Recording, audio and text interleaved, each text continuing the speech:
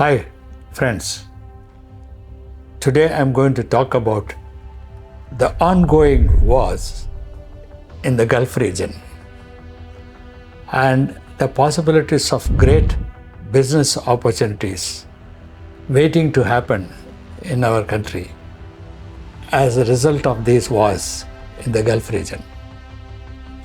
This war has virtually disrupted the world's air traffic, importantly the great hub, Dubai, connecting the east and west, and in the closure of maritime traffic which governs 20% of global energy distributions.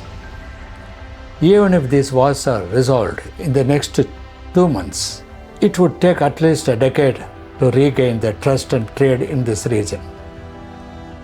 This has thrown a host of trade and business opportunities into the Indian subcontinent.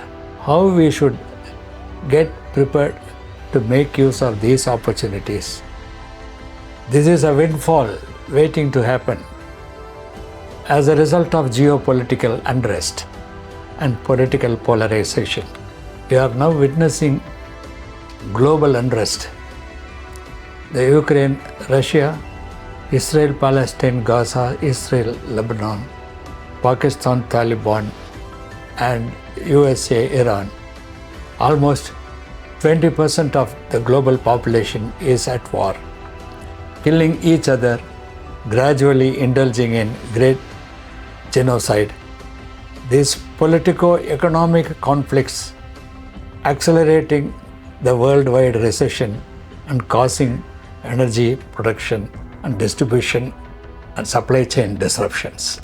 The manufacturing, trading, goods and service are hampered by world maritime chaos and uncertainty. Soon, this would end and resurgence of new world order would begin. With energy-hungry nations, economy going downhill, and the recession looming large at nations, the great global fight for controlling energy resources, part of the world is resolving to replace the trading currency. In short, the world is facing the gloom. The latent, inherent, and predatory nature of human brain is at its total kinetic display at the current war situation. The fundamental nature of human being is to kill each other and indulge in mass genocide. This is not a mere statement. This is what we learn from our experience and history of human race's behavior pattern in the past as well as the present. In the ancient times, it was for food, sex, and shelter, slavery. And currently the conflicts are in the so-called civilized world where are triggered by religion, race, ideological conflict, energy and slavery. Well, these are the harbingers of hope and prosperity which might result from the above conditions obtaining at present. History has taught us that after every great catastrophe and disaster ushers in new growth and development. This is where we can see great opportunity and prosperity coming as an after effect. Could India emerge as a manufacturing hub for the global economy? Could it become a significant link in the global supply chain system? With its 1.4 billion population, of which about 38% are adults, a large English-speaking population, education-oriented family system, government-sponsored, supported public instruction system, geopolitically self-sustained, stable and biggest democracy on this planet, excellent road network, one of the largest railway network in the world, air connectivity and seaport network, and communication infrastructure and indigenously developed UPI system, 4 major religions and hundreds of small faiths with more than 45 languages, of which many without scripts, hundreds of social caste divisions. Despite all this diversity, there is unity and amity, which spells unity in diversity, and total political stability and tranquility. Ever after getting our freedom from the British, this country could never be influenced or impacted irrevocably by any individual's ideology or philosophy. This kind of social resilience is very unique to this subcontinent and united as a country, nation, simply because of the diverse culture and language intertwinement for the last at least 500 years. This country was ruled by the Hindus, the Mughals, the Dutch, the Portuguese, and the British for hundreds of years.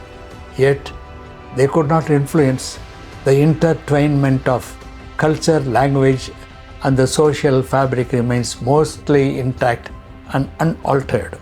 This kind of demographical resilience, totally unheard of in human history. This is very special.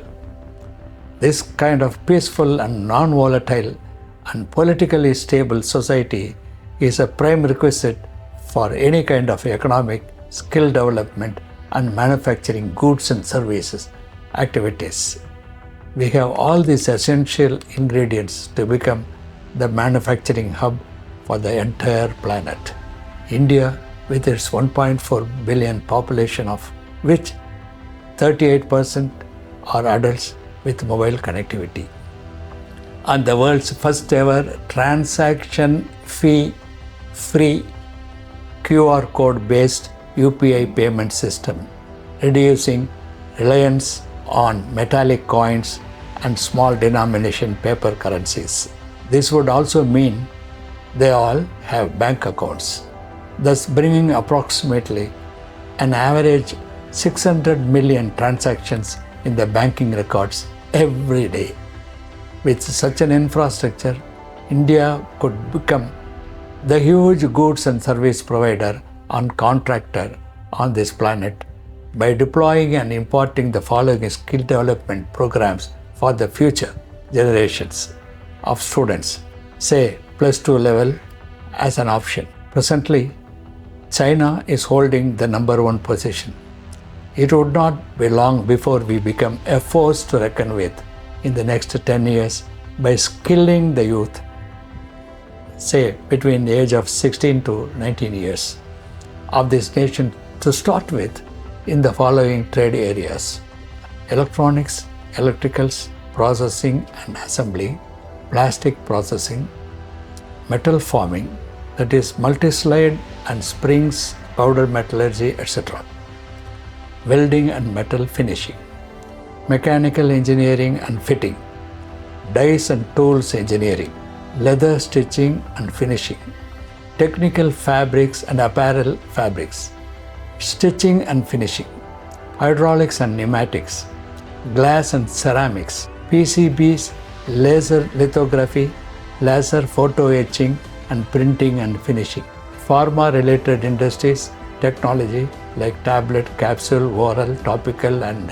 sterile manufacturing, foundry technology, printing and packaging.